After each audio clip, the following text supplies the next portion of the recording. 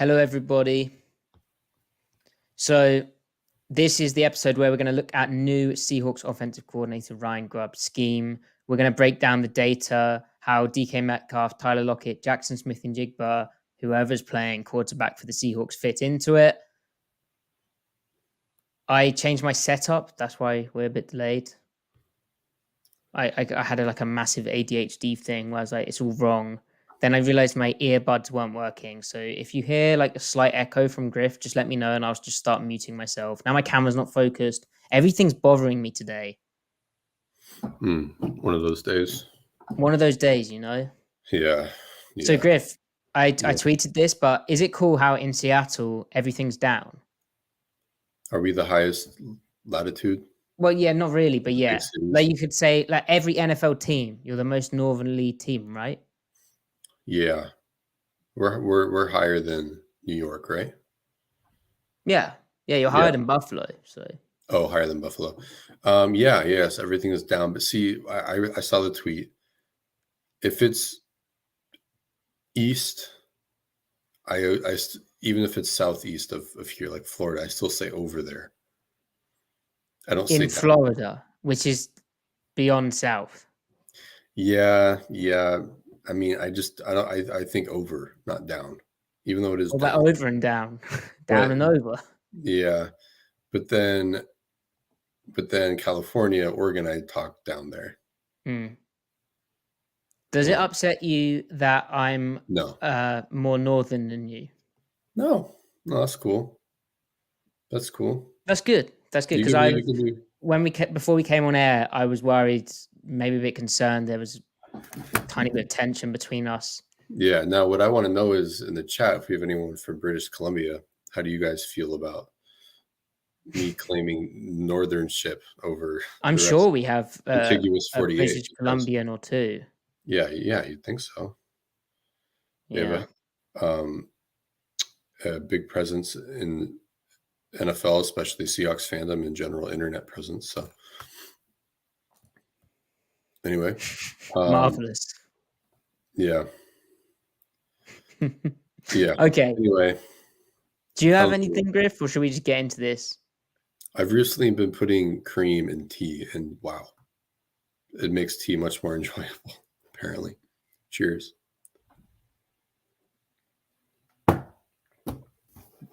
What?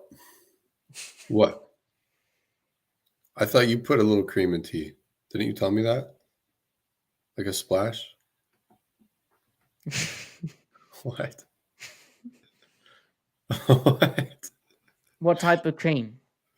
Oh, this again. Whatever you put, the type of cream you put in coffee. Whatever you guys call that. No, well, we don't put cream in coffee, and that's so weird. Yeah, you do. Not in Britain. Half and half. All right, not this. All right, what are this? What's the taxonomy of cream over there? What's the liquid? Why are we doing this again? What is the liquid? Single, double. A single. So single cream. Does a single cream have a higher fat content or lower fat content than double cream? Okay, so what you call single cream, we call half and half. Right. What you call double cream. Yeah, but why are you putting that in a cup of tea? So do you put milk in tea then? Is that yes. What you do? Oh, okay. But do you ever put single cream in coffee? No. Never. And that's an American thing. Although I think the French might occasionally dabble. Yeah, I mean, I would much rather put single cream than milk in coffee. It's too watery, too thin to put milk in coffee. I need single cream or half and half. That's why you froth the milk. Still, no.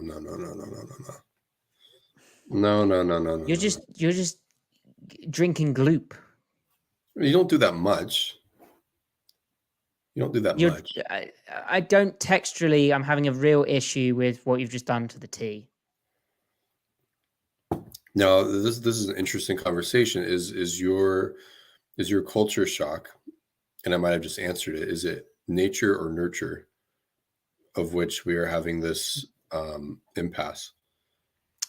Well, it's interesting because in a whiskey, right, the mouthfeel, generally you would like that to be a bit thicker, maybe more waxy, more mouth coating. and creamy could be a good adjective. Sure. You wouldn't want it to be thin.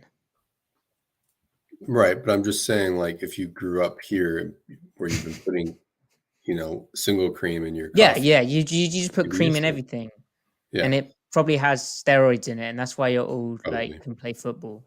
Probably. Now, but that said, though, lots of Americans prefer like milk over cream in their coffee, though, too.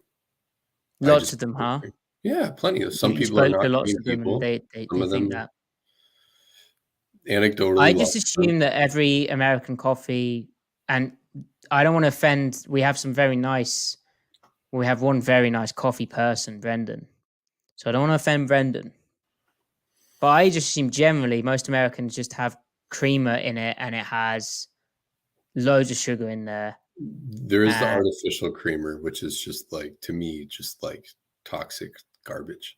To me, right. personally. I just think that's how every American drinks their coffee. Yeah.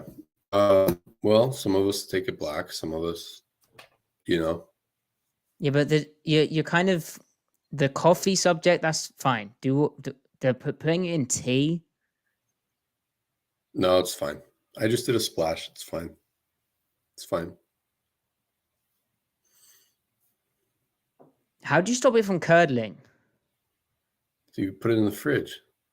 No, but like when you pour it in the drink.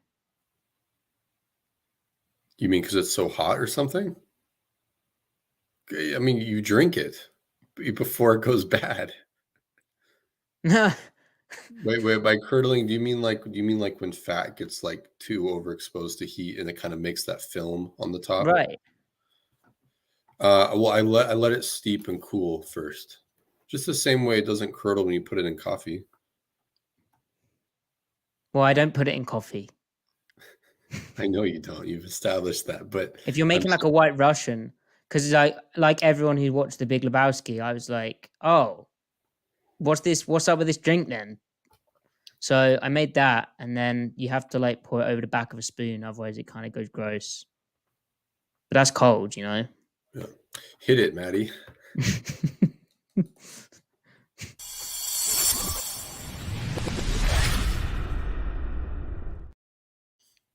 Welcome to the Seattle Overload podcast, where Griffin and I are continuing our look at the new Seahawks scheme for 2024. We're taking a look at Ryan Grubb, the offensive coordinator, his offense, how big Seahawks players like DK Metcalf, Tyler Lockett, Jackson Smith-Njigba, potentially Geno Smith, will fit into that. Some data that's interesting. And we're going to take a look at the 2022 Apple Cup game, where Washington did some nasty things to the Cougars.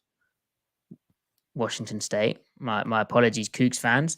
But it's quite a good example, and we'll explain why that is too. First, though, there's some Seahawks news. The coaching staff hires continue. Kind of crazy. Let's just rattle them all off. There's so many now. There is now 23 assistants to Mike McDonald. Obviously, there's the big good dogs, the play callers, the assistant head coach. But now you have, and we spoke about some of these yesterday. We're recording this on a Thursday night. So Mac Brown, tight ends coach, Josh Bind, defensive assistant linebackers, Rob Caprice, defensive intern. Do you think he knows Kirk Olivadotti? Do you think it's like a little Italian thing going on there? Are you assuming that all Italian Americans know each other? Yeah, like Bo Pelini and Pat Narduzzi. That's right. Why they run quarters. It's the Italian family thing. Anyway, let me continue. Sorry. Zach Hill, offensive assistant, quality control. Justin Hine, D-line. Jeff Howard, safeties. Frisman Jackson, wide receivers. Charles London, quarterbacks. Brendan Nugent, assistant offensive line. Kinshawn Odom, offensive assistant, quality control, offensive line. Chris Partridge, outside linebackers. Jake Peets, offensive pass game coordinator. Nick Perry, defensive quality control. Kennedy Polamalu, running backs. And Tyson Prince, assistant wide receivers. I should have finished that on Partridge. But Griff, where do you want to take that? Any names stand out to you other than the ones we've already talked about? I think Partridge is a cool get. that they have an outside linebacker kind of specialist, and then also him having actual like Michigan background, like finally someone with a direct line to McDonald. But again, it just kind of goes back to the idea of if all goes to plan, you are going to lose a lot of people. If someone gets promoted or gets hired away, then you want to be able to replenish them, right? So you want to have guys waiting in line. So yeah, the other thing is that they now have one staff member, like an actual coaching staff member for every 2 active roster players. That's beefy. This is even more now than the 2013, 2012 staff. So yeah, it's I don't know. Does any in particular name stand out to you? They're also doubling up at as many positions as possible. It's like they want a guy in waiting. Pretty clear. Well, Chris Partridge, like you said, that is a cool hire. He's 43 years old. He was with Michigan from 2015 to 2019, coached special teams. He was their coordinator, and then linebackers, and then he coached special teams, and then was their safeties coach. So, that's running kind of a similar style system to what Mike McDonald was running. Obviously, they didn't actually coach together, but intriguing. Then he left to go to Ole Miss from 2020 to 2022, 3 seasons as their co-defensive coordinator and safeties coach. Put together a clinic for Lawrence First and Goal back in 2022, I think, on safety play, and a lot of kind of his footwork and the stuff he coaches in all manner of coverages that Ole Miss were running. And then returned to Michigan to coach the linebackers in 2023, again, really in basically a carbon copy. The college edition, really, I don't want to downplay how good Jesse Minter was last year, but a lot of similarities between that system and what Mike McDonald's wanting to run in Seattle and did run in Baltimore. And so that's invaluable experience. And it was kind of the missing link on the staff in that if you look at the rest of the defensive guys, there's, maybe someone who's worked under a Rob Ryan, say, in Cleveland back in 2010, where there's some scheme overlap, but it's not a kind of direct link. Partridge is that direct link that I think was missing on the staff. And to have that up in your front on the outside linebackers, where you've got big questions about the outside linebackers in that Darrell Taylor was a big disappointment last year and he's not really fulfilled his talent yet. And he needs someone who's going to be able to reach him fast. Otherwise, his career is not going to turn out how he'd have envisaged and Seattle would have envisaged when they took that punt on him. Boye Mafe looks, after that second season, where it kind of tailed off towards the end of the year, right? But the whole defense did. But, he could become really, really good. And then you've got young guys like Derek Hall who need the nurturing. So, and the outside linebacker position in this defense makes it all go. Just like it did last year, they're going to be a massive part of it. So important that they're, flying off the edge, setting the edge, and kind of making plays and beating blocks when schematic kind of structural issues like we looked at yesterday, the thing like Uchenna Nwosu was able to do before he got hurt last year. So yeah. Partridge, the other note with him is he was fired November 17th, 2023 from Michigan for allegedly participating in the destruction of evidence regarding the Michigan Wolverines sign stealing scandal. So the Cheat Hawks are back. Cheat Hawks are back. Yeah. Real quick, our old pal Nugash in the chat, he points out it was the same as last year. For some reason, I thought the Seahawks had, I don't know why I had this number in my head, 16. They actually had 24 staff members last year. They have 23 right now. So you're wrong, Nugash. Yeah, but point remains that it was a big staff last year too. Yeah, and I think it's kind of what the NFL is becoming like, right? They don't have a limit on how many staff you can hire, and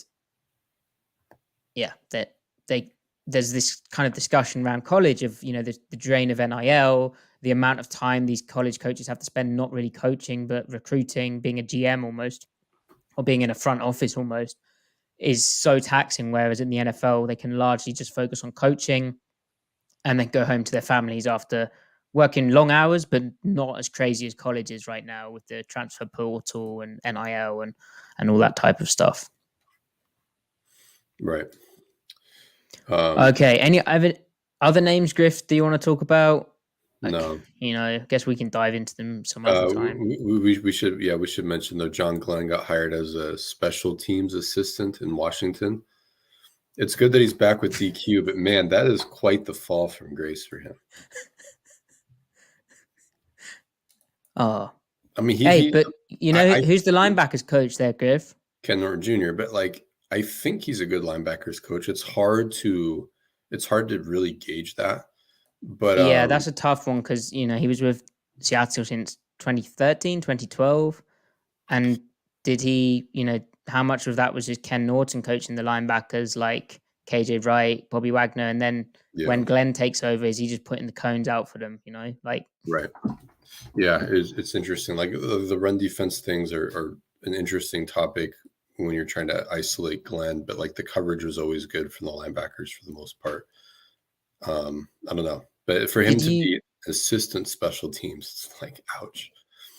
Hey, anyway. I don't think we talked about this either, but speaking of former Seahawks coaches, Chris Richard got hired as the Jaguars 2024 defensive backs coach. I mean, that actually happened a while ago. They just made it. Yeah. Did we talk about that though? No, good for him. You like him, right?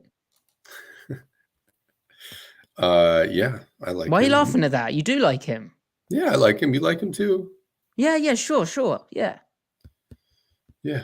Good for him. Okay. And under Ryan Nielsen, I guess he'll get to play quite a bit of man and pressure coverage and do what's kind of him. So yeah, hopefully he gets to coordinate again. I still don't understand what happened to that Saints staff. I mean, like, he was the co-DC, obviously with emphasis on DBs, and the other co-DC had the emphasis on the run game. And they had like the 7th or 8th ranked pass defense two of the years he was there, and then they fired him. Like, how does that? What's going on there? And then he doesn't get hired. Then he doesn't get hired for a year, and now it's just weird. What's really going on in New Orleans? Yeah, what's really going on in New Orleans? Okay, so after I posted a tweet speculating that Ryan Grubb, who we're talking about today, in his radio interview, wasn't asked about Geno Smith by the flagship radio station. And when he talked about quarterbacks, only said Geno and Drew together. And in his introduction or his opening kind of dialogue, he said, we have an experienced quarterback room, but didn't really talk about Geno at all. After I speculated that perhaps, given John Schneider hadn't been asked by the flagship radio station also when he was on the radio last with Wyman and Bob, and that, there might be something here with the combine coming up. Schneider due to speak to the media 9:45 a.m. Seattle time this coming Tuesday. Lo and behold, as I start digging around, asking some people what's going on, is there anything happening here? The Seahawks have restructured the contract of quarterback Geno Smith, converting his $9.6 million roster bonus into a signing bonus, which creates $4.8 million in 2024 cap space. That was reported by Field Yates of ESPN. Essentially, that $4.8 million they free up gets pushed into the 2025 cap space. His cap hit now for 2024 is $26.4 million, and his 2025 cap hit is $38.5 million, but they're only on the books for $4.8 million of that right now, basically that signing bonus. So because of the $0 guaranteed. So when you look at it like that, it's a no-brainer of a move for the organization, right, Griff? Yeah. It gives them room, like more cap flexibility for this year. I'm seeing a lot of kind of not debate, but just like fleshing it out on Twitter from smart people. This makes him less tradable, makes him more tradable. I think I'm kind of settled in the middle where it doesn't really suggest anything either way.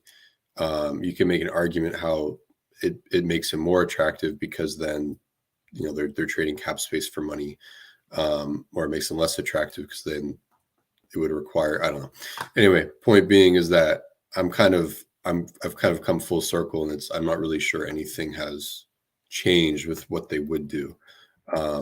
I still think that they were going to keep him for 2024 anyway, though. I just don't see how you can get a better quarterback, not necessarily a better quarterback, but a better quarterback situation this year without acquiring, one of Caleb or Caleb Williams or Drake May. I just don't see how they have the capital to do that. Therefore, there really isn't a better alternative for 2024. Right. And when we say that, as we've said a million times on this podcast, but there isn't a better alternative, because also Geno is like a solid to good to potentially great if he was playing behind a good offensive line quarterback. He's in and around the top 10. His peaks behind a terrible offensive line, he's firmly inside the top 10.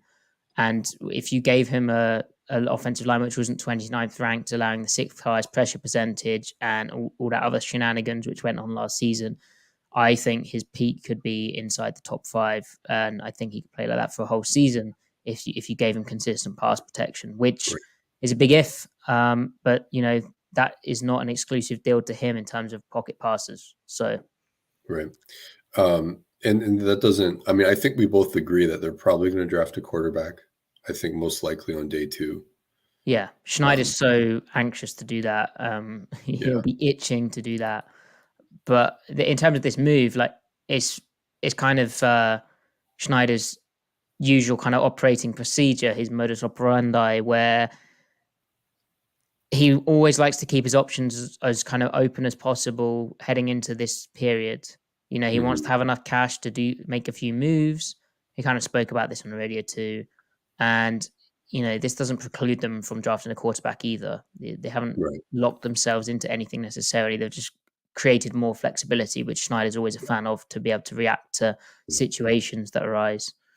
And I'm not a truther for any one of these quarterbacks past really the big 3, but it's really more the big 2, the 2 that I mentioned, and the third being Jaden Daniels.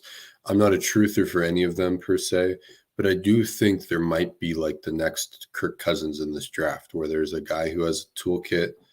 He needs to be drafted 3rd, 4th round. Let him develop. Kirk Cousins literally, he didn't just need refinement. He actually kind of cultivated skills that he didn't have. The traits were there, the skills weren't. Like some guys have traits and skills, they just need reps, experience and stuff. And sometimes they're still 2nd round picks. Like Geno really was that. Geno had traits and skills. Derek Carr, Dak Prescott had traits and skills. They just kind of needed reps and refinement because their college tape wasn't necessarily in your face 1st round pick, right? Right. That's why they get taken where they were, like you were saying. Right. With most of these guys, I think that they have enough traits and or skills, but they're missing a trait here. They're missing skills there, but you can't really develop traits as much, but you can develop skills. So I think that's kind of what you're going for. One of these guys are going to hit, one of Penix, McCarthy, Jordan Travis, Bo Nix, Rattler, whoever the other 2 other guys are. Like one of these guys might be a starter. So, and Schneider's hunting for that guy, right? So we'll see. Yeah, we will see. It'll be fascinating to see how that all kind of plays out. So I mentioned the radio interviews. How obviously, when the dust settles from this, it seems like obvious that they'd restructure him regardless of their plans. Even though as you kind of outlined, there are ramifications of doing this. Is if Seattle were to trade Geno Smith now, they would have $27 million in dead money, dead cap money on the books, which is a lot to eat. But then it might get more draft picks back, as you explained. It might get a bit more for Geno, which maybe they like doing that in the fact that ultimately, when it comes to trading Geno, I feel, if it's just for the player right now and based on, all of the factors, I don't think you would get, like pre-restructure especially, I don't think you get the return to justify that. I don't think the juice is worth the squeeze in that respect. I think the most prudent thing to do now is if you accept the premise that just for the sake of discussion, Geno's anywhere between, like, I'll even be more conservative, the 9th and 12th best quarterback, and say someone you can agree with that. Under that premise, I think the most prudent thing is to try to extend him right now, because and like basically add on 2 more years, like tack on 2 years, 60, 65, maybe 70 million right now.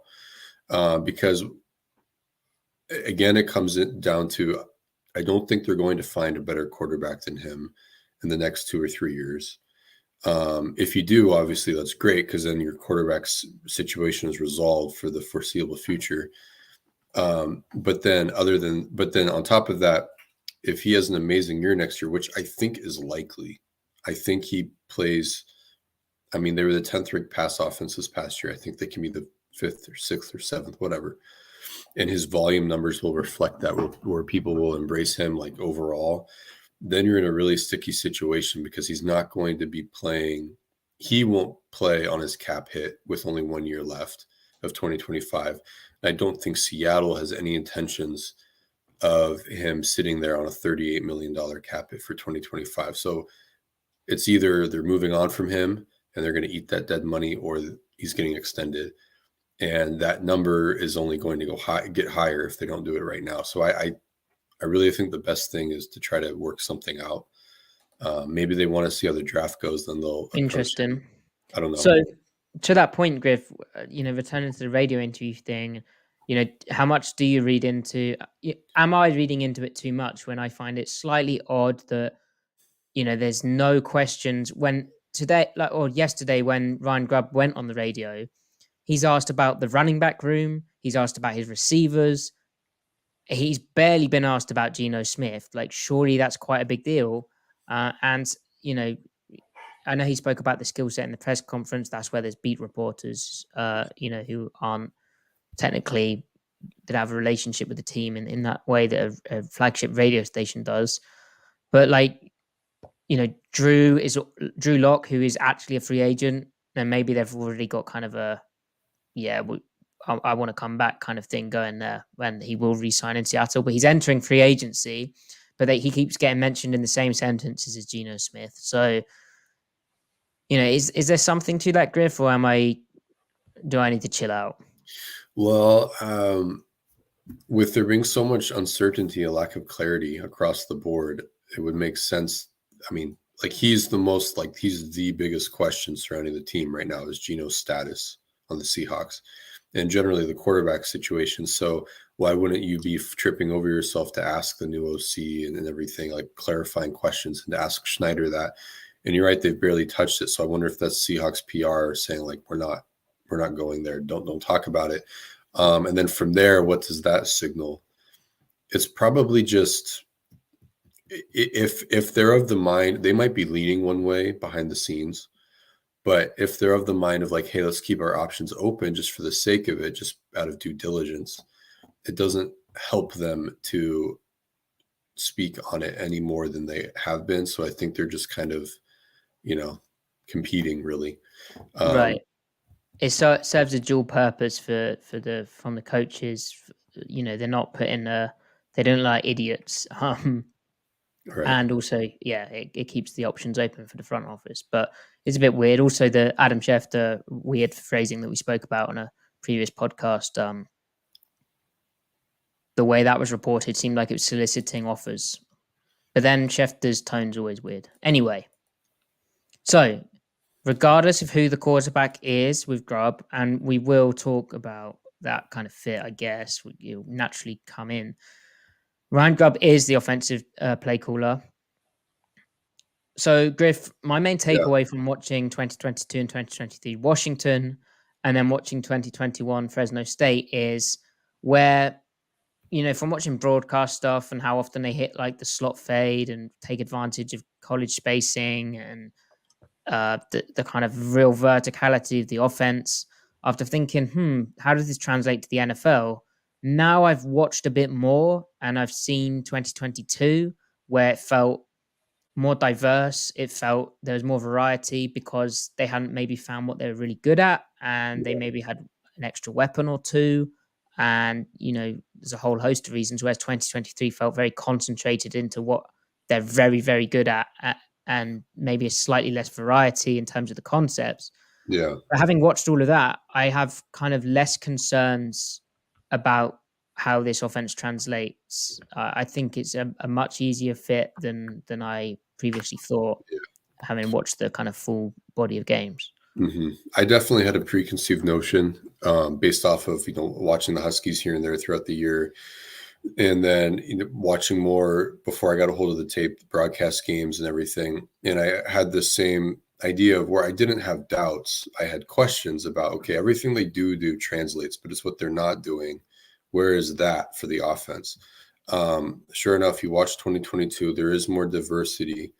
And even then, it's the results aren't the result of the play isn't necessarily what assuages those or answers those questions. It's the actual play design. Because Penix won't necessarily, it's like Penix's shot selection isn't necessarily what translates, but the design of the play, the intent of the play, the process, and then like what it's indicative of, like what Grubb would do even more of. So basically watching Huskies 2022 tape a little bit, I basically have 180 is what I'm saying. And then also you combine that with having watched a little bit of Fresno State's broadcast angle, and it's very obvious that like he can totally live in the world that you would ideally like to see, which that premise being you can't go as deep as UW did. You can't neglect the middle of the field as much as they did at UW, and that was more so for quarterback reasons, less so Grubb per se. But the principle is adapting to your personnel, right? But even then, like Grubb still had stuff attacking the middle of the field. He has like built into his core structure, the options are there, they're just not being used. So really, I'm like, I'm all in. I no longer really have questions. I never had doubts, but I had questions. But I think those questions have been answered now completely. Yeah, the quarterback is such a big factor in this. Michael Penix, he doesn't throw it over the middle that often. He really wanted to take deep shots on the outside near the numbers, and it's a sound strategy when you have Rome Odunze, and they were really good at it. But to that point, Griff, you found some data from Pro Football Focus which shows Penix's intermediate usage in 2022 was 48th in college football, 23%. And in 2023, he was 66th with 20% intermediate usage. So really not using the intermediate that much. And we can see how the McMillan injury, impacts there. And McMillan's kind of like, and even Grubb said, like the obvious analog to JSN, even though they're different players, they're still slots, right? Yeah, described him as a good option route runner, right. Someone who get somebody flat-footed, or a nickel or safety on those guys can highlight their skills. Right. But all the things he mentioned is stuff that like JSN already does, like the Seattle already did. But like that's where Penix was targeting him. There's still concepts and routes where they're not being targeted. Not because he's like passing them up per se, but he's overemphasizing the first read where it's like you don't maybe necessarily have to throw it, or he doesn't like speed up his own process to try to like, I don't really like that look, I'll go to the backside. If there's an option to go deep or throw to the sideline, he's going to take it every time. But that doesn't mean that the process of how Grubb used McMillan doesn't make it super obvious, or it does make it super obvious how he would use JSN. So basically the in breakers, the dig routes at the 10 to 14 yard space is really what we're talking about. And the crossing routes too. Yeah. And again, talking to that McMillan point and talking about the type of quarterback Penix was and certainly became more of in 2023, the PFF data again. In 2022, the deep rate percentage was 16%. In 2023, his deep rate percentage was 21%. And if you compare that to the NFL, there's only one NFL quarterback who's higher than 21% deep rate percentage, which is Will Levis in a very weird Titans offense. So Penix slung it deep, and the intermediate usage was not high. Right. Even though, as you'll see on this Washington State tape, where, as I said, I felt the scheme is a bit more versatile, or maybe more versatile is not really the right word. Maybe more varied. But I would agree with that. Where was I going with that? Oh, as you'll see, they still had over the middle stuff. They still had concept getting open. Just as Griff said, Penix is just taking the shot. And a lot of it's pretty cool stuff too. There you go. So yeah, I'm excited to watch it. So before we get to that, is there anything that stood out about his radio interview, or should we kind of blend that in with the tape stuff as well? I think we can blend it in. Okay. I mean, he had that one comment where he said, you don't want to be an inch deep and a mile wide, talking about concept. Like you said, variance, you want to have variety, but you want to have depth too. Like you want to have breadth and depth. But like all of the stuff that he did, I mean, think about it. Penix kind of narrows your concept diversity, right? So he had to find ways to access the depth of everything that he did within that kind of narrow like world that you can live in with Penix, right? So he felt like so many different ways to make mesh viable, so many different ways to run this and that, so he definitely has wrinkles, like the same play, but like wrinkles to get there, really. Yeah, and that point is really kind of what Mike McDonald was talking about, where he said in his opening presser when they're talking about the potential OC hire or the coming OC hire, but obviously they hadn't settled on Grubb yet, we don't think. He wanted the defense to be similar, or the offense to be similar to the defense, and their ability to be multiple. And that inch deep but a mile wide comment is kind of an example of that. He was speaking about the run game there and saying how you analyze what the defense is weak at, where can you attack, where are the gaps in their scheme. Then he listed off all their run concepts where they have gap scheme, wide zone, inside zone, pin pull, no pull power, which I think we'd call duo. Yeah. And how they evolved into a different type of running scheme. And then mentioned, you got to get good at stuff too. And that comment about being an inch deep and a mile wide and not wanting to be that. And then what was a great follow-up from Michael Bumpus was he talked about the similarities he talked about how they run the mesh concept, which we'll see on the tape. So everyone runs mesh, but he spoke about how he dresses it up in different ways, essentially, and how they are well coached and able to be multiple in it. And then he went and said, is there similarity in your teaching style to McDonald? And Grubb responded, yes, absolutely. I think that's a good observation. And he said, you're trying to make your guys as multiple as possible against as many things for him defensively, and us attacking as many things as possible and still making it easy for your guys. We'd always say easy for us, hard for them. So that doesn't mean be simple, but if you can find ways to get guys to operate faster, more effectively, and something that they do every week, then you can do it out of another formation, but it looks really different to the defense. And that shows up time and time again. There's core concepts that they have throughout the season, and they're able to dress them up in different ways, in different looks. And the looks / presentation are real pains in the butt for the defense. And then there's shifts and there's motions, and there's quite a bit of that going on. And that's all done in a way which gives the defense even more of a headache. So that's all kind of things to spot for as we cycle through this tape. It's a real kind of pain to defend this stuff. Yeah. So let me just bring this up.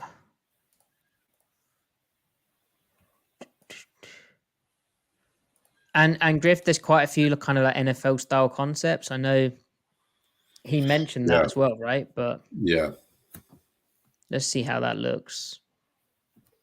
Is that enough? Can you see enough of the screen? It'd be nice if I could bring that up a bit more, wouldn't it? Like this black bar at the top, I don't like. It's all right. It's okay. Yeah, we can see more than enough of the field. So. Oh, thank you. You're doing great, Matty. So stressful. Hey, Mike, you're in Vancouver, BC. There you go, Griff. There we go. Welcome, Is that Mike. more north than me? I don't think so. I hope not. How have I messed this up already? You haven't. Chat, No, usually keep in no, I mind, 'cause actually have. Matty I hosts have. this thing. Matty hosts this thing, and he does all the screen sharing. It's a lot more involved than you might think. It's so pressurizing. When the comments are like, the pen is clunky. I'm like, I know. Oh, and Misfits in Vancouver, Washington.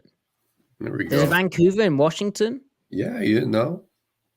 Oh, yeah. There's like a. Oh, no. No, I didn't know. I forgot.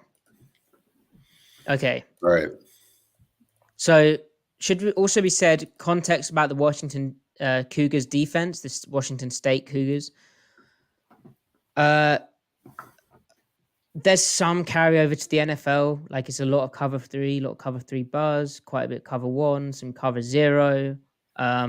They tried to disguise stuff. They had like passing down like catered play calls, some disguise going on. They weren't very good. In fact, No, they get really badly exposed in this game. And we decided to look at this because, well, we know that the area has a certain affinity for both these teams. That does help. They gave up some explosives that just aren't there in the NFL. Right. But then, I feel also schematically it's quite a good look to see. Maybe it's not very well executed, but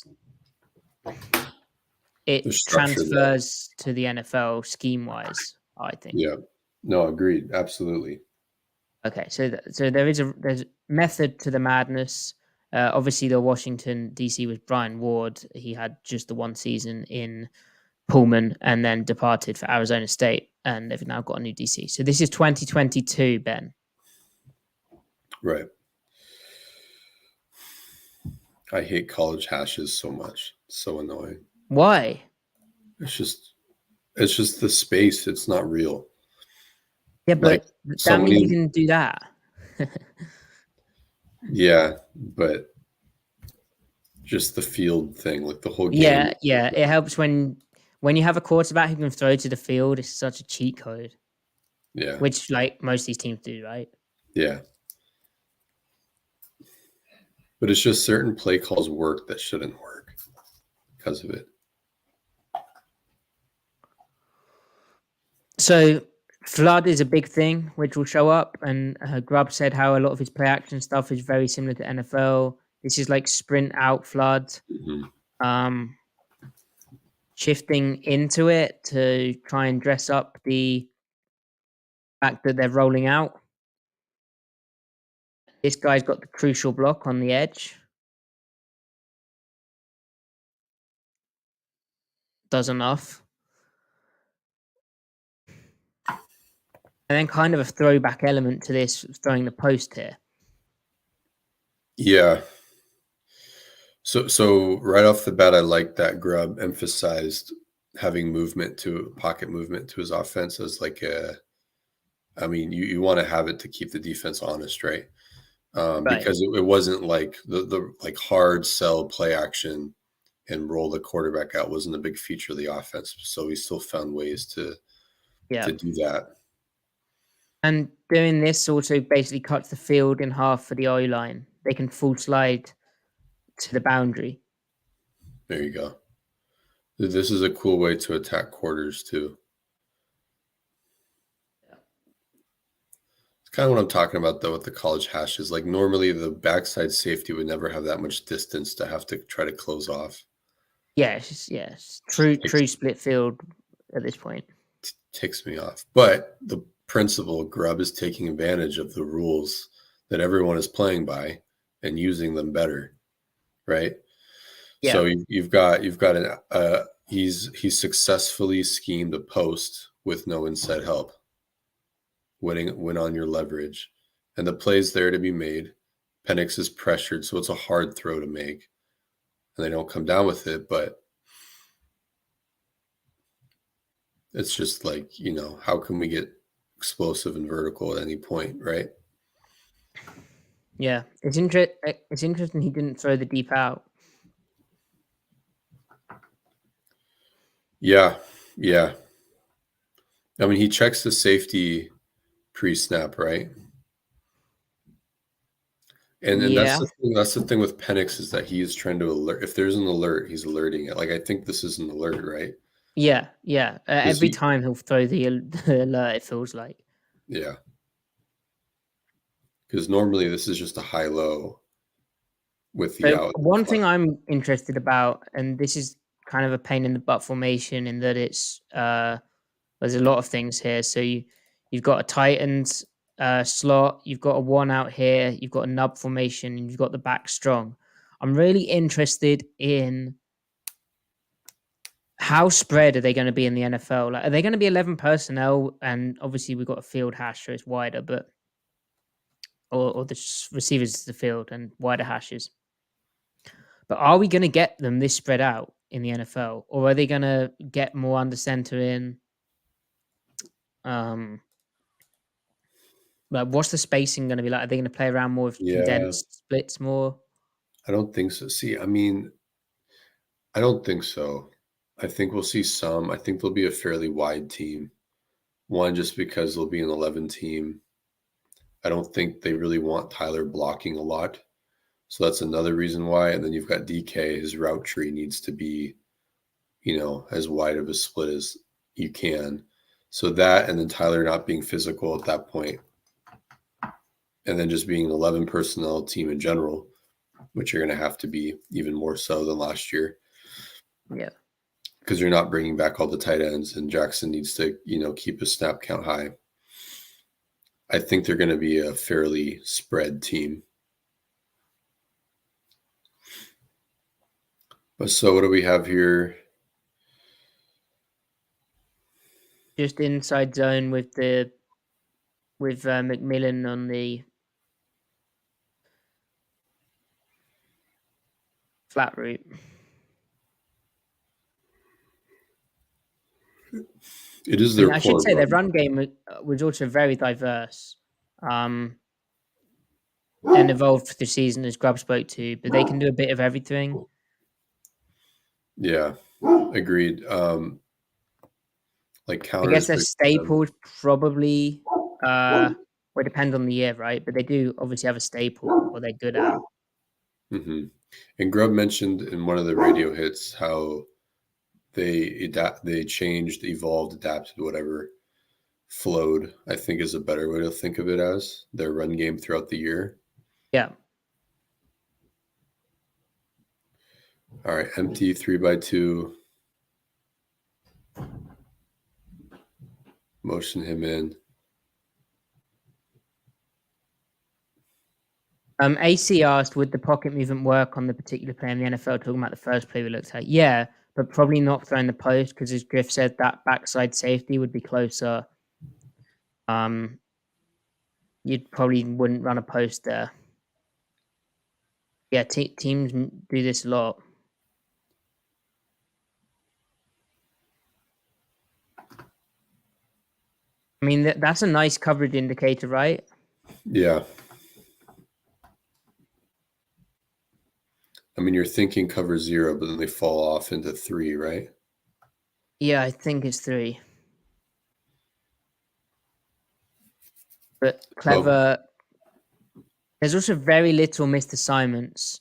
The details of this are very apparent, which again, that's very McDonald-like, right? Mm-hmm.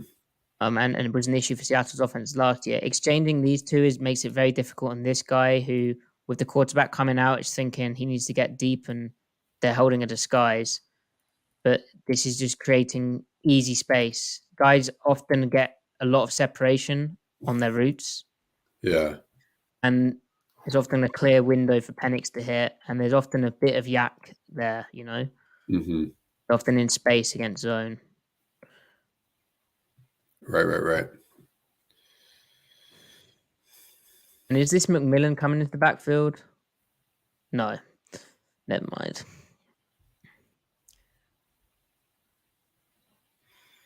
Okay. So that just looks like cover one to me.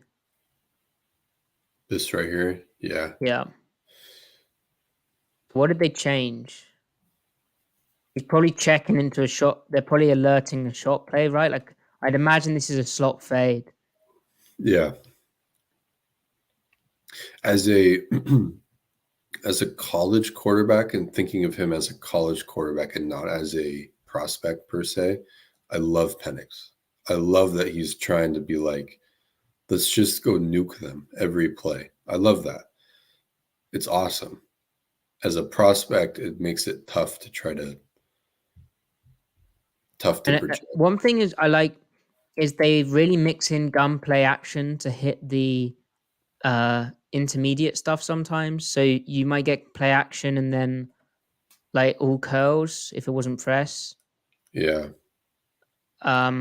But kind of I guess for Penix to hit more intermediate stuff, they kind of give him the play action to throw the intermediate stuff. Right. So I like this play. Go ahead. Go ahead, Griff.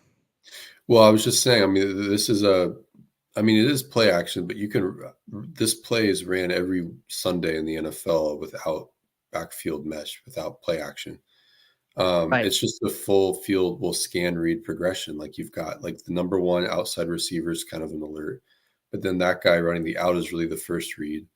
Then you've got kind of like a levels concept or a drive concept backside, and your eyes can just fall into it. Now, this isn't a case where Penix is throwing the out every time, no matter how tight that throw is. And granted, here it's the right read and right throw because it's the first read. It's open, throw it. But you can see how there's stuff on the backside that is there for them that they just didn't need to hit. But the point is that it's like in the structure of the offense, and Grubb can emphasize that more, lean into it more, build out of it more in the NFL. It's not something where it's like, yeah, it's a big transition. And by using play action here as well, it helps out the offensive line. Mm-hmm. Okay, it doesn't expose them as much to like a pure drop back situation. And when I kept saying I was surprised how often they kept the back in when they went vertical, probably when they appointed Grubb at the time in the podcast, where I might change quite a few things I said there, but this is kind of what I'm talking about, involving the back in the gun play action stuff and then him checking and releasing out. Right. So I'm interested if this works in the NFL.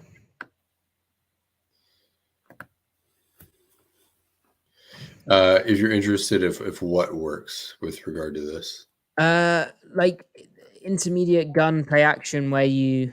mm-hmm. See, I don't think this will be play action, but like the Seahawks literally ran this almost every game. Yeah, well, I'm interested if they do try and use play action to help out their pass pro, their O line. Interesting. Yeah. Yeah, And because kind of just disguise it a bit more, dress it up a bit more for the routes downfield, right? right, because you're not really trying to influence the second level. I mean, it's cover one. They're not, and the fit is more so for the D line, like you said, right, to help out the O line, slow the pass rush down. Yeah, but here's a pain in the arse look again. Trips bunch with the back strong into the short side of the field, so formation into the boundary. But then also the runner can go this way where there's all the room, and are you going to put more numbers out here into the short side and then be outnumbered possibly to where all the space is for the running game? Right.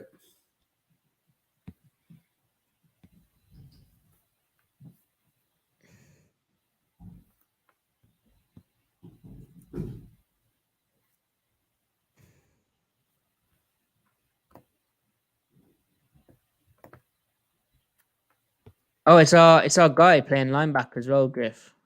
Well, I say our guy. Is that Henley? Dayan Henley, yeah. And that looks like Kobe Bryant.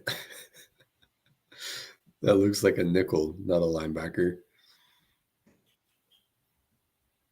Hey, don't be mean. Hey, he's sticking his neck out there though. Good for him. Good for him. Yeah, good for him. He's ball fitting. Ball fitting is so dumb. It's like it's a myth anyway. Like just I don't know. So classic gun quick game that every team runs, just stick from Yeah, convenient spacing. and that's the thing on the broadcast where when it comes to like when they aren't running play action, when they aren't calling shot plays, or when Penix, they're not necessarily calling a shot play, but Penix is electing to go deep. The drop back game was just like choice and stick, Right. or spacing, and I'm like, okay, yeah, that's all there, but like you can't only work out of that, right? But there was more going on with a more critical, like intentional eye. You see it. Like I love this. I love this. You've got mesh, and mesh just turns into it's deep mesh, which is cool. 7-man protection. That's a cool play to run. It's often a red zone concept, but they running it in the open field or open enough field.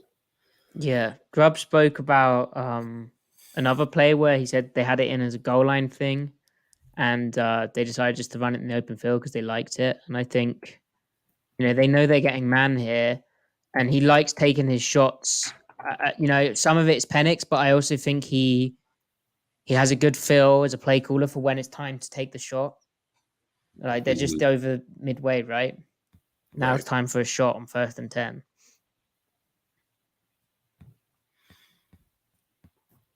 And so the progression here would be like the go route, and then the crosser coming from the boundary, and then the crosser going.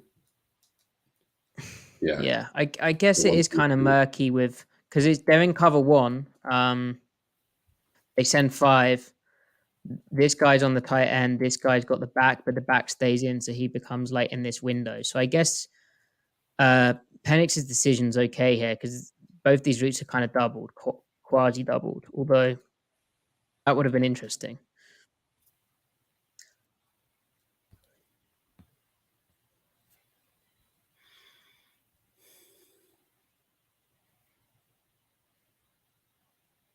So man coverage indicator, linebacker was out wide on the back. Nub formation also gives you man coverage indicators. Again, you've got a slot out here. You've got a guy who could come back along. You've got a nub out here. Bit of an annoying look. And they help out the offensive line with how they run this. Grubb loves verticals, and he also loves switch verticals, particularly 2021, 2023. Yeah. This isn't the throw.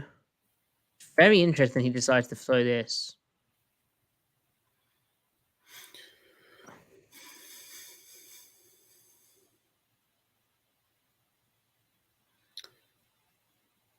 Yeah, I mean, you can see why he sticks with it.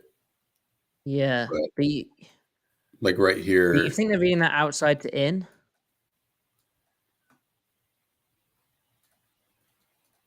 Or maybe. maybe he just checks the post safety stay in middle and thinks, I'm pinging it here to that window there behind this guy. Yeah.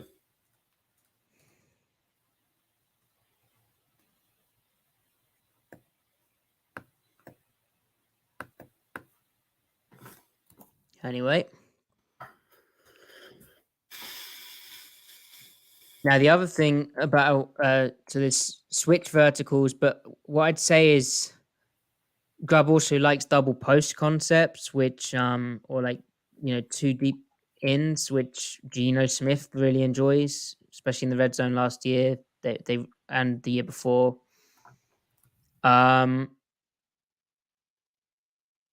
Here's another kind of flood concept. This is quite NFL like, although I feel like the strong out would be run a bit deeper in the NFL. Possibly not.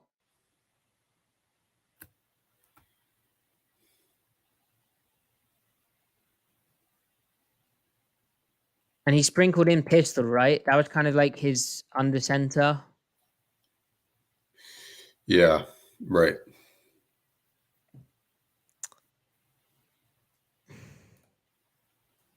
Oh, need to move those.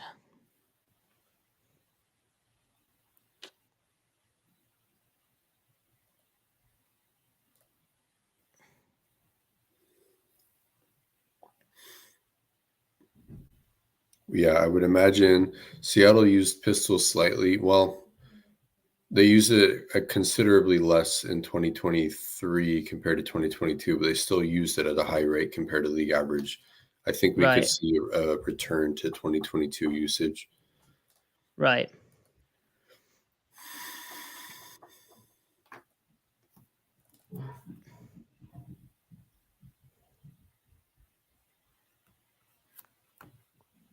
Another flood concept.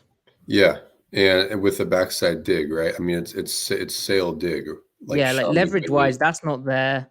That is. That isn't. I'm surprised this didn't get thrown, but as we said, Penix is the shot man. But this is, look at this window, Yeah, which when you roll out like this with how Washington State was sending 5 and then really trying to flow, it was there. yeah, and this was one play that I kind of logged mentally where it's like, okay, yeah, Grubb's got more going on than I thought, even with Penix, because my mind kept going to he did more of it with Hayner, but then it's even like with the Huskies, like no, there's definitely enough here. You can tell how he's going to build. I mean, this is a 3-step drop from gun, right? It's sail dig. This is a staple in the NFL right now. Like this is when people say pro style offense, that's what pro style offense means right now. The only other thing I'd think is they're running this out of empty. Granted, they've got double chip help, but are they going to be running this out of empty in the Right. NFL? So, I think empty will be a thing. I think it's his way of dressing stuff up, and his protection plan seems pretty varied. In indeed, games, how many actual straight 5-man drop back protections have we seen so far? not many. He's finding a way to get chip help there. Right.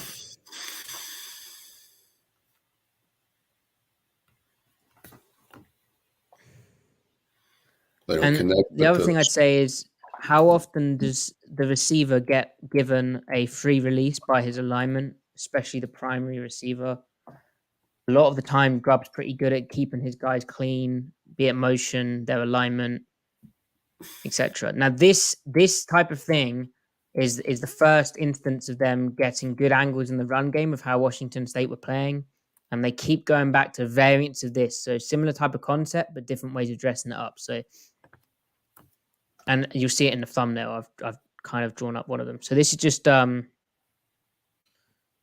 split tight zone, right, Griff? Yeah. But Washington State was completely ill prepared for this type of thing. It was actually embarrassing. I think they're in. So is this a DB or is it a linebacker? Or is this a tight end? That's the question.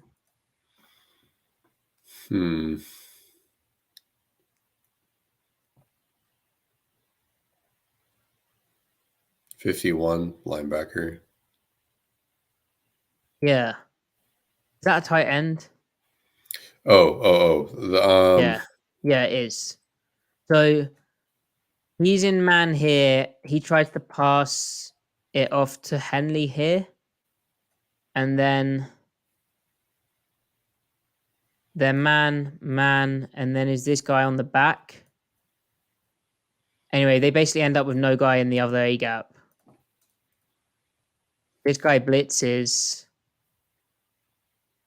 and yeah, it's just a mess. They slant for the pressure, but there's no A gap fitter here. So keep paying attention for that type of run because they keep using that. Yeah. More empty. Griff, this is a play you're intrigued by. Yeah.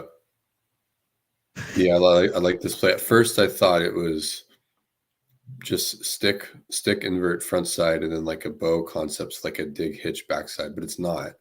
It's choice. So the slot is running a choice route. And so the reason why I like that's significant is that normally when you run choice, the choice route is read first. Penix doesn't. His eyes go to the strong side first because he is, again, alerting a fade. The fade route and the stick concept is never like in the progression. It's always an alert. So he gets one high. It's cover one. So he's like, oh, I'm just going to throw a fade and score a touchdown is his mindset because that's Penix. That's what he does. Normally, though, like this is like pure, this is their 5-step drop game, 3-step drop from gun. And normally your eyes go to the 2 receiver side first here, and then you progress to the backside. What I like about this is one, choice is good. The choice route is there. Like if he catches that, he's screaming over the middle of the field and might pick up some yak. But I like that Grubb pairs the choice route with like a dig route or kind of a glance. A lot of teams don't. A lot of the times it's just like a runoff or a corner. They actually have the guy on the top running a dig route, and that's an option there. That's something Geno Unfake drive, right? Yeah, it plays out like that. So I like that. And what that does do as well is with this guy off the line of scrimmage and this guy playing off coverage already, this guy can't drive down aggressively because this guy's inside releasing versus the press and kind of running, he's an obstacle for this guy to navigate. And so for choice, it makes defending that even harder.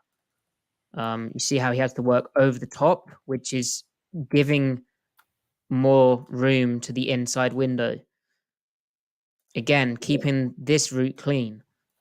Right. By alignment and then route combination. Mm-hmm. It's a wide inside release from that numbers. And that's details as well. That's understanding from the receivers. Mm-hmm.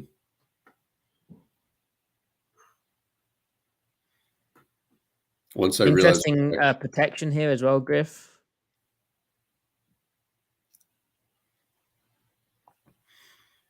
Yeah. How the centers kind of help him with both.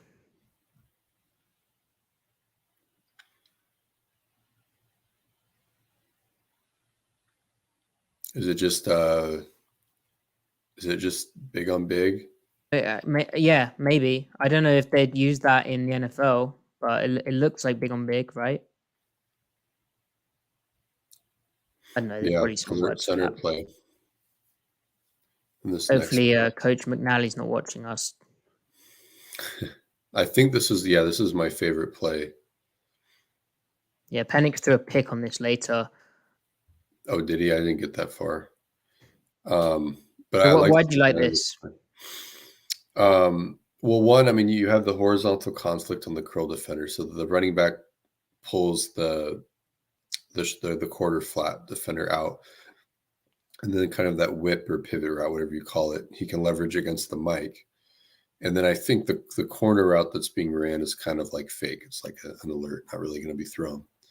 But so yeah, that's a good way to kind of get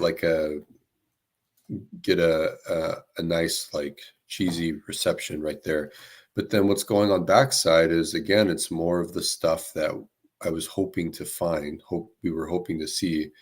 You've got a crossing route and like a dig route behind it, and that kind of functions as like a between that first crossing route that comes through from the backside, paired with that pivot is kind of like a high-low over the middle. But then I wondered if it would be read out like a Y cross progression, like bang, it has elements scan. Of Y cross, right? Yeah, like backside scan. So there's just options there. Like if the mic squeezes that pivot route really well, and say the quarter flat gets to the 3, the running back, in the flat, then you've got 2 options backside. And I imagine if it was Geno, he would progress to the backside dig with the crossing route being covered here in this picture. That is if the first 2 routes are covered on the front side. But I just liked it. It's like a very comprehensive kind of full field progression. There's the window there, right? Yeah. It's like it's real offense. And again, like you this is nasty for this backer because first of all, little head start motion, which this is 2022. Remember how this took the NFL by storm? Or they call it cheat, don't they? So modern, but So they're in cover 4, right? Yeah. This dude with a fast 3 would generally push, right? Because they want to get, they've got 3 over 2, and then if this guy goes out, they want to have 4 over 3, right? But so the fast 3 comes out, and the back is thinking about, I think, pushing with that. But then he probably gets an in call from this here, right? I presume he gets an in call from his overhang, so he doesn't need to push anymore. So this guy's going to flare out of the back, as you said, Griff. And this guy who was going to push is then like, okay, I can nestle back inside. So that ultimately is widening the space in between these two guys. This guy's holding firm because if this is a crosser, he's probably got to go with it, right? Mm-hmm. And all that happens is it just expands out right into this window here. Yeah. So this guy's like, oh, here comes the crosser I was told about. I'm going to be right underneath it. And it just pivots back out. This guy's got wide on the back.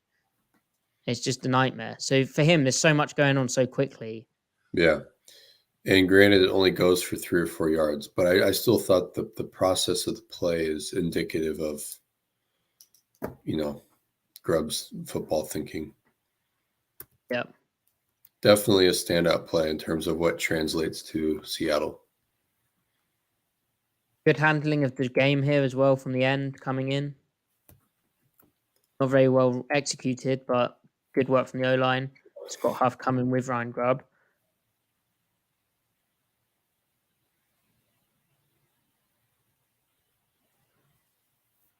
AC saying that play looked like it would work even better with NFL hashes. Yeah, potentially. I would agree with that. So more sprint out. Similar type of deal with flood, but now they've really mixed. It's the same concept, but they're mixing up who's doing it and what the presentation is. So they're switch releasing again, which is a big thing. So they do switch verticals out of this, like I said. But here, this guy's running the deep one. This guy's running underneath him, and this guy's running over the top. So sail, flood, whatever you want to call that. But what that means is they're in man to man, right? Mm-hmm. This guy's pressed down on the slot. This guy's the off guy. So if he's going to play on this route here, he has to make a decision. Am I going to have to work over the top or underneath? And as we pause it at the moments of the cuts, the way that first route is run forces this guy in traffic. He's got all of this to clear first to get to that route, and it's just an impossible assignment for him. He actually does a good job working over the top of that, with all that said. But then this guy who's trying to create the space for him to get underneath, drive on the play, and also worried about maybe a post or something, is beat across his face. It's a good route too. Who is that? That McMillan? Nope. Number 2? Chat, who's number 2? Ricardo, hash marks impact the offense and the defense because look where you just have more space to the field. In the NFL, they'd be here and here. So the ball would be here and here. Here, the ball is here. So they have here, the ball is here. So they have a really wide side of the field. And then they have a really narrow side of the field, which is here. Whereas in the NFL, there's a bit less of that because the hash marks are tighter. It's poke, Griff. Thank you, Ben. I'd said poke. Oh. Afterward. But that was a guess. It just seemed pokey. I don't... another thing with Grubb, he refers to players by their numbers. He doesn't say their names. That's cool. Football coach. Yeah. Like, hey, good route there, 11. Good route there, 2. Yeah. Just guys being dudes. Yeah, Ricardo, the ball's always spotted on the hashes, generally. Or it can be spotted in the middle of the field. If you run up the middle, yeah. But this is just mesh. Mesh.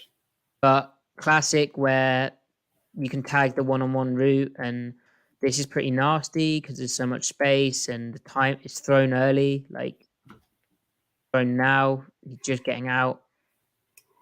And it's a mesh sit here.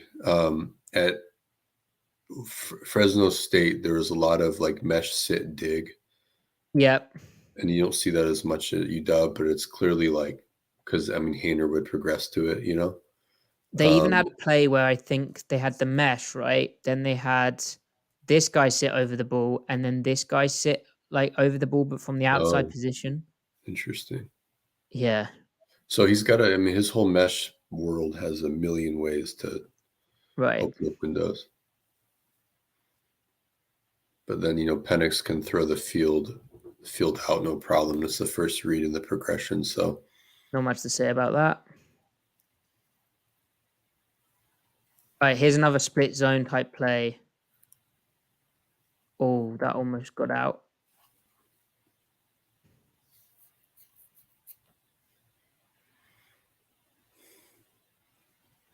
I messed up.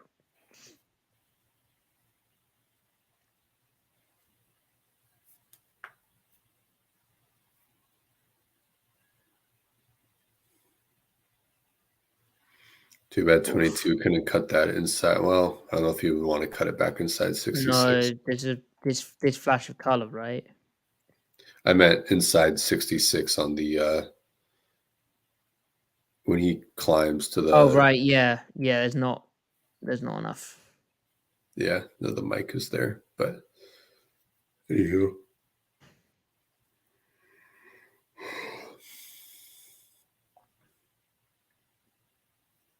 So they're checking something here. Too high shell. What are we getting here, Griff? They check into a run. You'd think. Nope. Same play that they've just caught. Same play we've seen with the out and the play action. So we'd imagine, because I haven't seen what the other route was, they've probably got the crosses, right, backside? Or did they attach choice to the backside of that?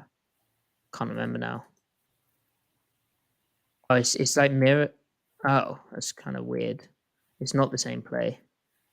It's like out. Do you think they've got an option here? Do you think he reads that it's cover 2, and so that's why he bends this more to the corner? Could be. So you think it's well, but it's play action though. It may not be a choice route so much as like they have a sight read where they just convert the route, but it's not like their choice stuff. Penix, when he feels a slight semblance of pressure, is really concerning. Yeah. I guess that guy is clean up his A gap, but still, like again, backside of the concept, there's a backside dig there. Like there's in breaking options. It's a big part of the offense. At least it's a big part of the playbook, not necessarily a big part of the Huskies offense because they didn't rely on it much, but tried to get them on a double move versus cover 3. Again, the play action. There's an awful pass interference penalty in this game, which I'm sure Coug fans will remember.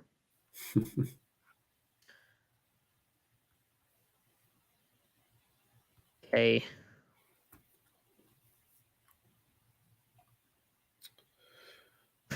This is such a Penix play, Griff. Yeah. Great throw. That's him. A dot outside the numbers downfield. DC's got single high. They're just playing cover 3. So you got post wheel flat with like a really deep like backside wrap concept, hitch dig backside. Helping out the pass play with a little chip and a sit, and then designed to open this window by sucking this down. So ambitious design. I wonder, like when they install this and they coach, are they ever like they throw those backside dig routes into all these things, but like they know it's never getting thrown. I don't know. I'm just curious. And I guess this type of route is layered off the fact they've been running a lot of deep outs. True. Yeah, it's like an out and up, right? Yeah. Make them think out and up. So the curl flat falls off. He's thinking I just kind of need to sail or play high low on the flat. Yeah, as my video playback goes laggy, which that's not generally that good a sign. Hopefully it fixes itself. Otherwise, I might have to refresh.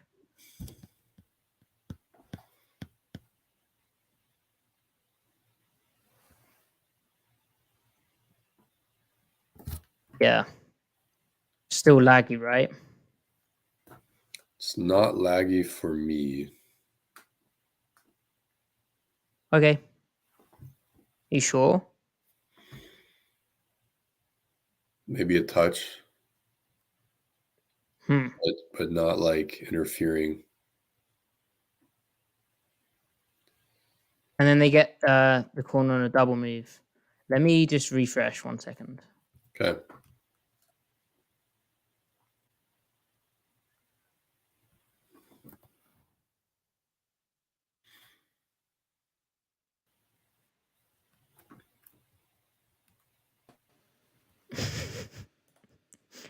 Did you talk to the chat, Griff? No, I did not talk to the chat. Chat and I are not on speaking terms. Oh, really? Really? Someone said mean things? No, we're just not on speaking Okay, terms. hopefully this fixes itself. It might be that I just need to free up memory on my computer, you know. I've heard that's a good thing to do. That doesn't look too good to me. Oh well. Pump fake. Which they were always showing a lot of bail and trying to disguise and all that type of stuff. And this is a good way of attacking the corners technique where he's bailing. So when you're bailing, first of all, you're trying to really get over the top in your deep third, right? You really want to stay over the top, and because you're here, rather than back here, not that deep, like back here, you're aware that you don't have as much cushion. So you're like, I need to make up the cushion and get to my deep third. But you're also cognizant of, well, because I'm trying to really bail back to get to my deep third from my bail position, the kind of hitch in the comeback's my beta, but it's also because I'm closer to it, it's my opportunity to throttle down and make a pick, right?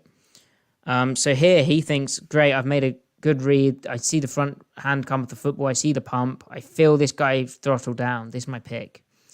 And because he's in the blind spot, because he's bailing, working for quick leverage, the guy gets in his blind spot. There's the issue. So smart design. Yep.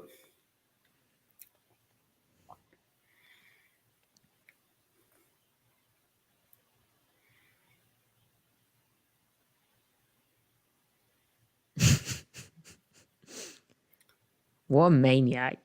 Yeah, dude. But this is the type of double post thing I'm saying that Geno will love. Yes. And I almost wondered, I mean, is it like 989 progression, like Y cross progression, basically? Well, like Or is out it to... like 1, 2, 3, 1?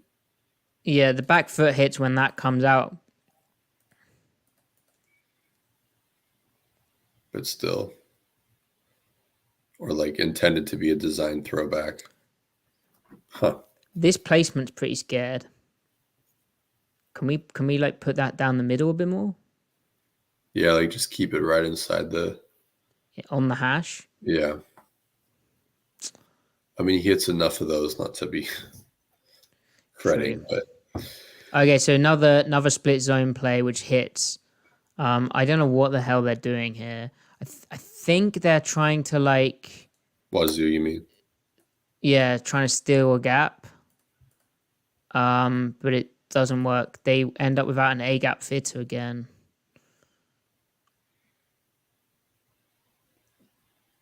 This is the fun mill, guys, so very important. Did they shift into that as well?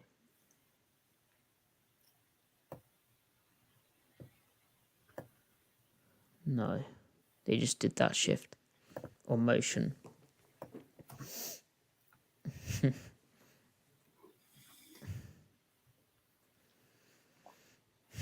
So essentially, you would expect this guy to be in the A and then this guy to be in the B with how they're lined up. But because he's from depth, they might be spiking like this and then spilling it out to him. Then when this gap goes across, this guy you'd expect to come in here, and then either they do this and then this guy comes here, or this guy still stays in it. But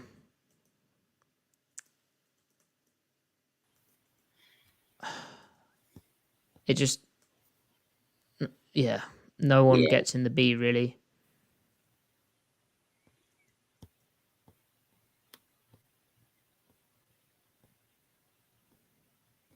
It's rough when you're asking this end to be the one making the tackle inside of a block.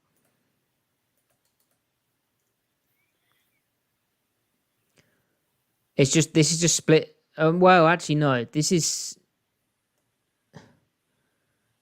the term. Well, because the read element makes the back path kind of weird, but those look like zone steps to me. yes. Yeah, it's just because it's pistol. Yeah, those are all zone steps. What a block from the right guard too. Yeah, incredible to displace like that. Oh my word. I mean, that's Chat, who is number 66? Is that their dude? Is that the guy that everyone wants? Is that the guy?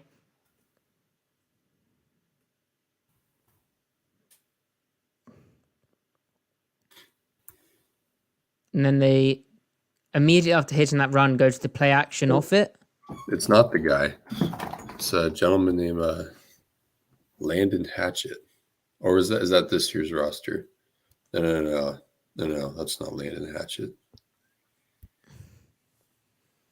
Griff, this is cool. Going to the after hitting the run, going to the play action off it. Okay.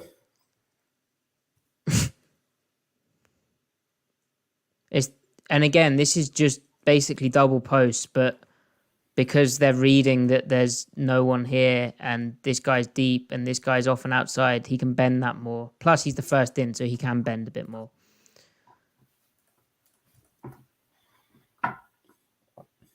Yeah, cool concept. So there's the layers. Yep. Cool sequencing.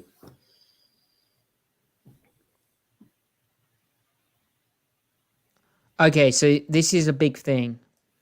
Grubb always sprinkles in the odd kind of gadget, wrinkle, trick play here. So this is just a throwback to the quarterback and then a screen for him. Mm-hmm. Now, he made a comment on that. Mike was moving too.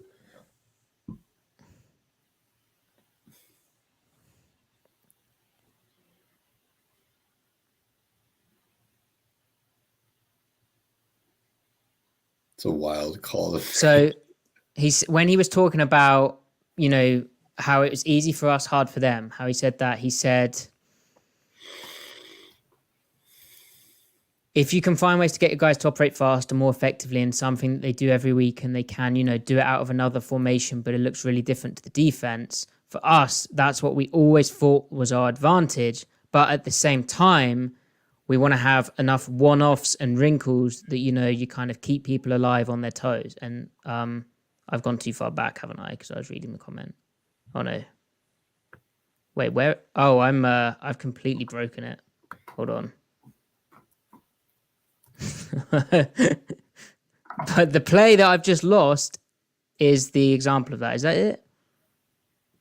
How far in were we? Help me, Griff. I don't We've know. lost control of the tape. Here we go. That's it right there. Yeah. And this is that kind of one-off wrinkle play. And I'd say they do about 2 of these a game if they can. Really? Interesting. Yeah, you It obviously depends on opponent, like how outmatched you feel. Like that Fresno State game felt, where against Oregon felt like they were in their bag. Mm-hmm. And that game kind of came alive with how they spammed mesh and then layers off that. Yeah. They almost won. Right. Right. They did almost win. It's crazy how 2023 was even more vertical than this. Right. I know. But it's not that this type of shot doesn't translate to the NFL. It's kind of like a divide vertical concept. It's cool. It's the stemming is neat. Right. And it's basically just like double posts, right? Where in, then this guy's kind of the fake thing where he could, right? But you're really looking to hit this part of it. But instead, they're stacked up, and then that gets this guy totally clean release versus an off coverage dude. But he is totally clean. Why is my pen gone weird? Ah, well. I mean, Grubb finds ways to get posts with no inside leverage defender on it. I mean, right, they're just running it on air. Right. Clean release. And then this guy stems as though he's going to then run the deeper post, but he's actually running like a... I mean, is it just a cut split fade? It's like an out and up, isn't it? But yeah, it's kind of disgusting. Yeah. Yeah, he's a good player. I would I would like him not to go in the NFC West. Yeah. Indeed. Some more like, is that like mid-zone run action almost? Weak zone action? Yeah. But look at that pocket. Very nice pocket. Yeah. Okay, another example of the weak choice on empty where Penix is just looking to the other side. This time he throws the like stick or out route. It's weird. It's very much like he's choosing pre-snap. Which, I mean, you have one high here. I don't know. I think he's just thinking he can throw that, right? Yeah.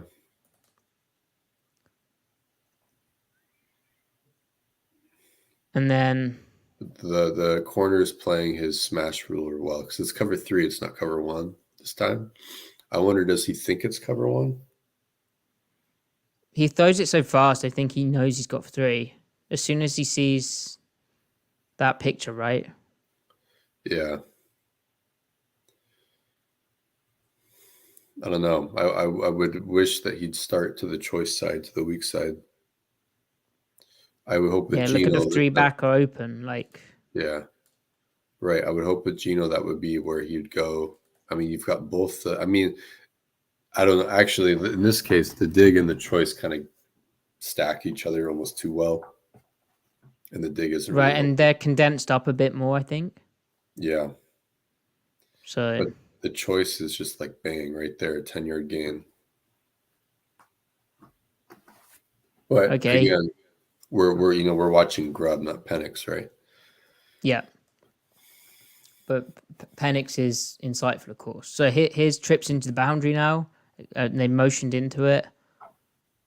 Now split inside zone again. This time they fit it better. Why? They're like not wanting this guy to be in the fit. What the hell? Oh my God. What? That's an interesting way of forcing the handoff, right? Uh-huh. That type of exchange. Yeah. Although, did we ever see Penix keep? Tiny bit, not really. This is cool. Yeah, so the stack look and then the layer off the stack. And because of dressing it up with a boot into it, and this guy, remember, he's been facing some deep routes off that. It gives the slot the time to walk him out and then block him, which then creates more space out here. it gives this guy the time to then tunnel screen back into it and keep this guy deep for a second. Just fancy way of dressing it up, right? Like they've realized this screen now, basically, but it's too late because you have what you need, which is 5 yards to the block and then 8-9 yards to the tackler, right? Your man coverage dude. What a job from the left tackle getting out as well. Yeah, wow, really. Missed his block, but I mean, he kind of helped him out a little bit, affecting the. No, I don't know. well, Imagine like when they draw that up, he's like, "You want me to go find the?" hey, Griff, that's the guy. Is that the guy? That's All the right, guy. well, traits are on display right there. He's moving well. And then this is classic. And one concern I have, and we probably should have talked about this, Griff, is so Grubb in his radio interview, I'll just play this playthrough. In his radio interview, he said about the receiver skill sets. And, he mentioned how Jackson Smith and Jigba is kind of like McMillan, right? Both wearing 11 as well. He mentioned how Tyler Lockett is the Z. He can do all those things. The experienced route runner. You can move that guy about everywhere. But then he said, you got a big-bodied X, DK and Rome, Odunze, like Rome and Odunze here. And he said how these guys are not just 9 runners. These guys are crossing routes. They're middle of the field open. They're sitting in zones. They're really versatile for big guys. The thing with DK, as Shane Waldron experienced, is skill set wise, he's a bit challenging, right? How reliable is he? And that isn't Oduns, that's McMillan. And I don't think he catches that, does he? No. But it kind of reminds me, how much can DK be relied upon to catch the one-on-one fade? I don't know. It was a big part of Grubb's red zone offense. It was a big part of Seattle's red zone offense, and it's hard to make a living in the red zone with fades. They're going to have to find a way to, I don't know, they're going to have to find a way to score touchdowns with yak, basically, in the inside 15, like here, for example. It's going to have to be the theme, I think. And can they run those big crosses with DK reliably? Yeah, it's tough. I don't know. So this is cool. 4 strong, the chip, and then the kind of, they're trying to hope the defense forgets about it. There's 2 plays I posted earlier, Michigan State and Stanford, where they got the tight end just clean after chipping down the middle because guys just drop into their depth in zone. Here they're in man, but they've got 4 strong, so they're having to run over with it. And I mean, that's a nice, easy dump off. What's the down and distance? I think it's 2nd and something. 2nd and 10. And it brings up 3rd and 2, very near the goal line, which is doable, right?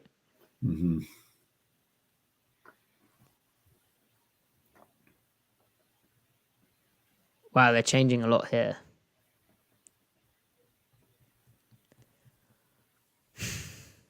And the other thing for Grubb, as we watch another check with me, is, and it's like any play caller coming from college to the NFL, but you don't have check with me's. That doesn't exist in the NFL, really.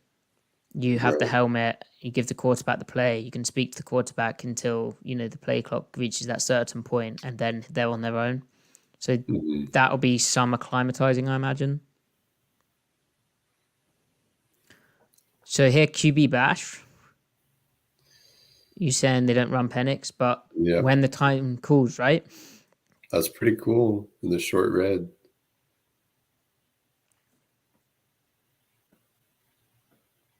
One thing which stood out to me is how, this isn't that type of play, but they had a tight end here, they'd block him here, and they were able to do like tackle guard wrap with the tight end on the backside of that, sealing the backside edge, which I don't, in the NFL, I don't recall seeing that, Yeah, that's pretty neat. Essentially dressing their concepts up in different, kind of more unexpected ways and smart ways.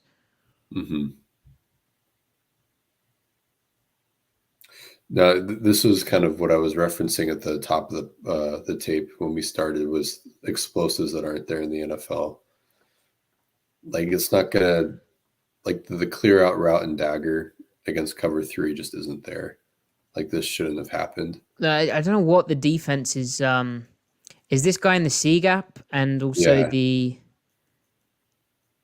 deep The, the deep there, third? This guy plays like a cloud. Is that the deep third? Is this the 3-up player? Should he be here?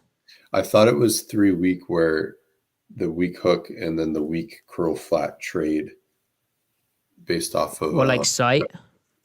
sight, based off the back release. But then the weak hook kind of robots anyway. Yeah, that would be tough running that against 12. Good point. Good point. Very good point. Cool pass pro though. Nice variance again. Another new type of pass pro. Pull the center. And that gives them a really nice pocket for Penix to step up into if he wanted to. Yeah. The thing is, like, even if I'm saying, like, well, that the clear out route, the ball that gets caught is going to be covered in the NFL. Look at the dig route. It's a dagger combination. The dig route is wide ass open. So that's what translates, I think. And very cool leverage stem to run from the cut split, attack the corner's outside leverage to widen him out further because he's got the deep third, and then create this room inside. That is very Shanahan right there. Yes, that's like Ayuk, right? Or Debo. Yeah. Ayuk. And this, again, the stack, it gets, because they shift into it, he was being pressed. He now gets clean air and a 2-way go on the slot, and he doesn't get touched. Because, I mean, that's actually insanity. Poor post safety.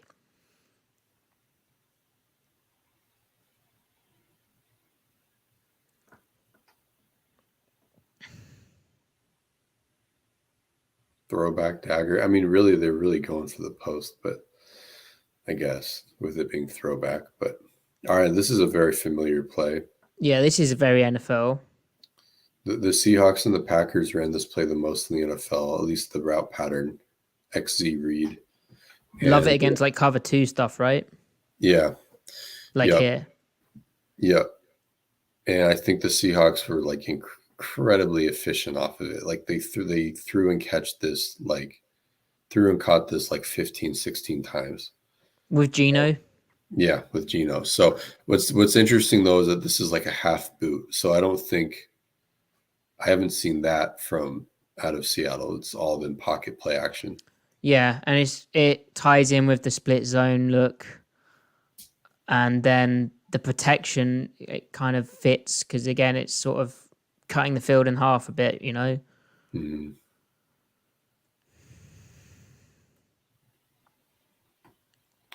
But yeah, it's a great play.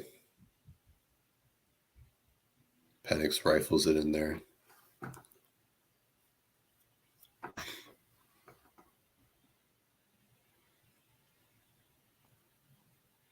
It's just stick. So, I mean, you've got choice again backside, and he's just like, no, thank you. That's weird, man. I don't know. He does actually try and throw the choice. Should we try and get to that? Because we've been going quite a while. Yeah. But chat, you kind of get the idea. Oh, here's another terrible run fit.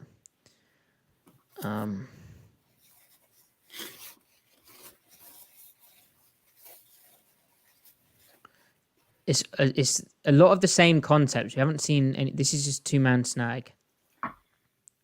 But again, think about what we've seen.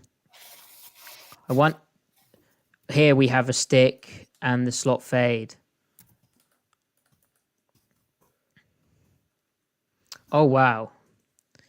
He dropped that ball.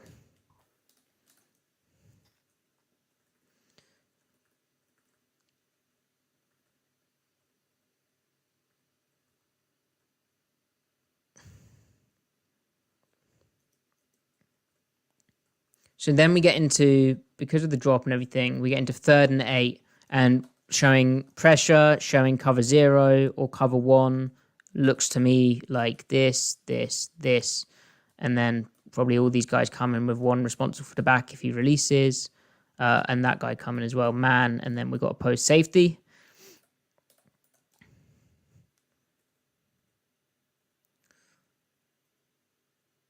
So they check their play, look at the condensed split from the slots. That makes man coverage more difficult.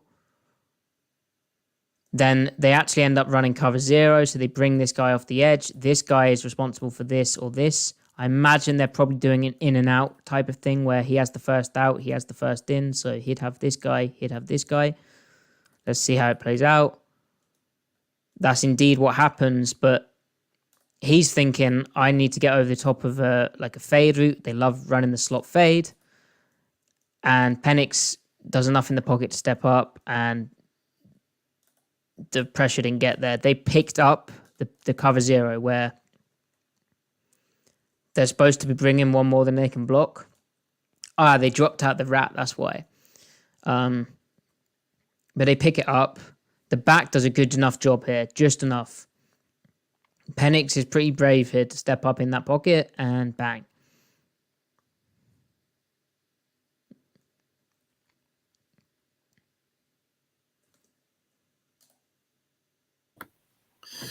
All right, I am back. I have a nosebleed. I just saw your message. Are you okay? Yeah, my bad. Yeah, I have a nosebleed. I had it earlier today. I just think a little dehydrated. You had it earlier. Do you get nosebleeds often? Yeah, especially nice. Yeah. Nice. So you're not suitable for camera. Yeah, not at the moment.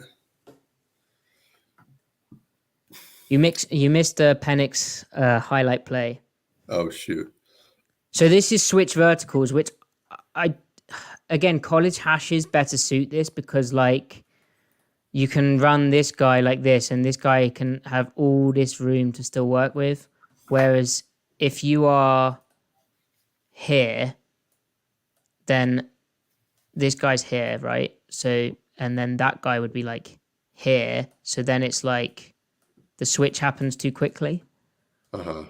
You kind of need it to develop a bit longer to then allow that to really develop behind it, which you'll see play out. But anyway, they love switch verts out of a variety of stuff. Yes, they very covered much up do. Quite well. But you see how this dude has a tough job because he's got a heck of a way to run. It's basically a wheel route, whereas in the NFL it's more of an obvious seam. That's a great rep from him, knowing that it's coming. 51. Sorry, what was that, Griff? I said that's a great rep from him, knowing that it's coming, because it's not like he has a match on 3. I think he just feels it. What on earth? What is this? What is this? I don't know. Don't ask questions, Matty. Don't ask questions about Washington State. The state of Washington, not Wazoo necessarily, just the state of Washington in general. It's going to sound stupid, but it looks like a reindeer, even though it's not. I mean, that's a cougar, right? On a man's body. Okay, I'm still learning about animals. It's okay. Yeah, they really couldn't stop split tight zone. What the hell? I want to find this pick, Griff. Okay, yeah, this is egregious from Penix. So 1st and 10, right? They get too high. They shift back, so they know it's zone. I think this is your favorite play, Griff, but he decides to try and throw the... Oh, yeah, here we go. So they like tier motion the running back into it. The ball's in the middle. And the linebacker pushes more aggressive with it. Oh, no, it's stick. Never mind. It's stick, but it ends up like the pivot. Yeah, that's interesting. Yeah, bad pick. It wasn't the play. Never mind. We were holding out for that, and I got it wrong. It's all good. But it's interesting here, Griff, that he decides to try and throw the choice part of it. So, chat, why we say it's choice? Because this guy can go here or here.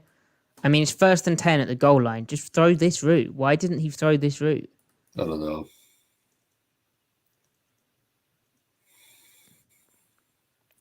I guess the DB looks pretty top down, but Think he's going to jump it? Maybe. I don't know. That would be a leap, I would think. Anyway, 2KBK, we talked about the Geno Smith restructure at the start of the show.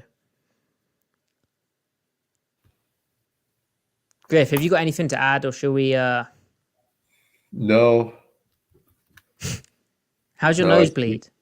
It's bleeding, but it's good. It's stable. Nice. Like, how much blood are we talking here? Not a lot. Maybe... Like a gallon? No. Okay. Maybe lost. Because you know our gallons are different. Are they? Yeah. A British gallon. Well, for a while there, a British inch and a French inch were different. That's where the... Oh, this is the PI call. Okay. Changing the subject. What on earth is this call? Let them play. What's he supposed to do? Let himself get boxed out? How about the receiver runs quicker? There you go. How is that PI? Slight tug going on. Let him play. Despicable. Is this guy upset about it, or is he cheering? I think he's just cheering, right? Yeah. Having a good time. Okay. Or maybe they called holding. Okay. This is a nice run. This is an example of their run game being able to be a bit more diverse. So it looks like split zone from that presentation, right? It's the same type of motion, the same type of look, pistol, the wing going across. So here. But what you end up getting is a puller as well. So it's basically counter. And it's to the bubble side. And they just get serious. Like, look, if you're running back, can you imagine how exciting that is?